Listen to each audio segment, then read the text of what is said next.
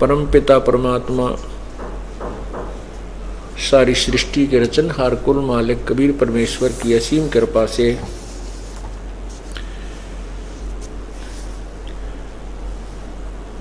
परमेश्वर की सत्य महिमा के यथार्थ महिमा का ये सत्संग प्रारंभ हो रहा है।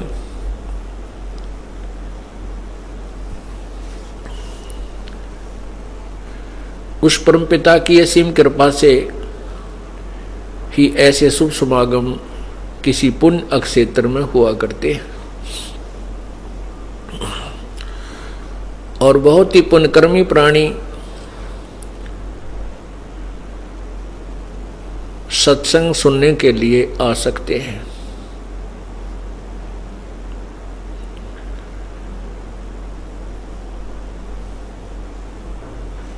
अब पुण्यात्माओं,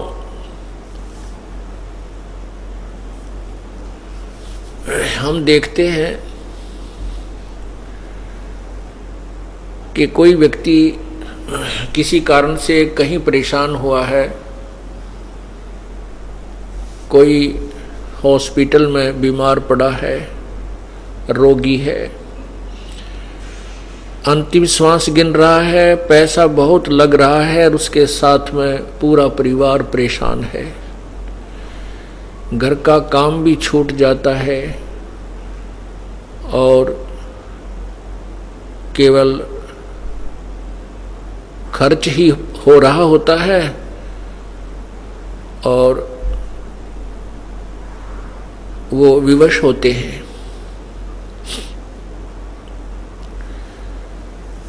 और जो पुण्यात्मा सत्संग में आते हैं, भले ही उनको लगता है, जो सत्संग नहीं समझते वो ये सोचते हैं कि ये बार बार सत्संग में जा रहे हैं, इनको हानि हो जाएगी, इनके काम का नुकसान बन जाएगा। ये तो उन लोगों की सोच हो सकती है जो भक्ति से दूर हैं, जिनको ज्ञान नहीं है। उनके सोचने का सत्र इतना ही होता है। और जब आप सत्संग में आते हो, जो पुण्यात्मा सत्संग में आने लग जाते हैं, उनको फिर ज्ञान होता है। जैसा कि अभी आपको बताया कि हम सत्संग में, जो सत्संग में आते हैं, एक दिन दो दिन अगर काम छूट भी जाता है तो परमात्मा हमारे साथ होता है और हम सत्संग में ना आकर के अपने काम के ही चक्कर में और वहीं रहें और वो काम भी आनी हो जाए,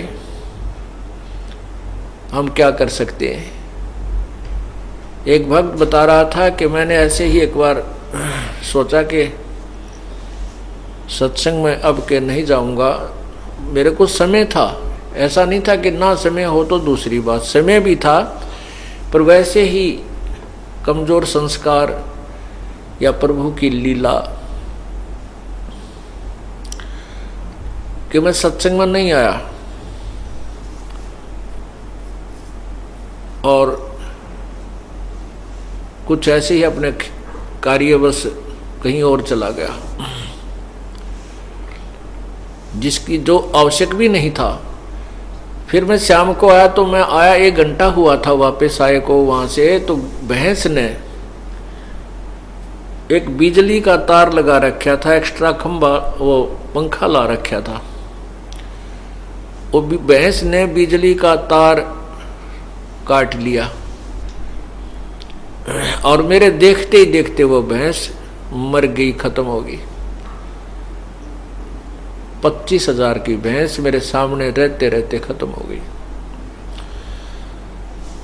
अब वो पुण्यात्मा था, उसने क्या विचार किया कि मैं सत्संग में नहीं गया और मैंने ये सोचा था ये काम आज कर लूं, जबकि इस कार्य को मैं 2 दिन पीछे 6 दिन पीछे भी कर सकता था, जिसको मैंने उस सत्संग वाले दिन में करने गया। किसी व्यक्ति से पैसे लेने थे, वो पैसे भी ना मिले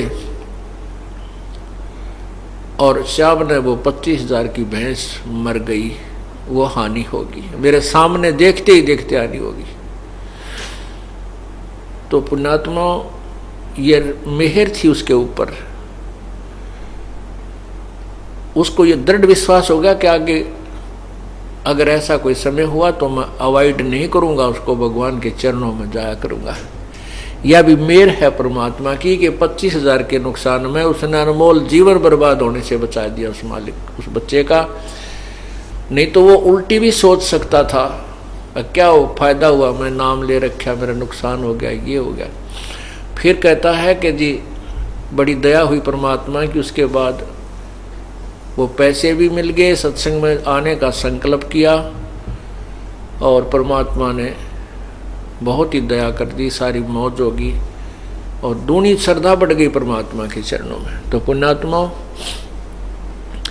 इससे हमने दो शिक्षा मिलती हैं कि एक तो हमें सत्संग में अगर समय मिलता है तो उसको आनाकानी नहीं करनी चाहिए, भले ही चाहे थोड़ा बहुत काम को छोड़ छाड़ के भी आना पड़ जाए प्रभु के लिए।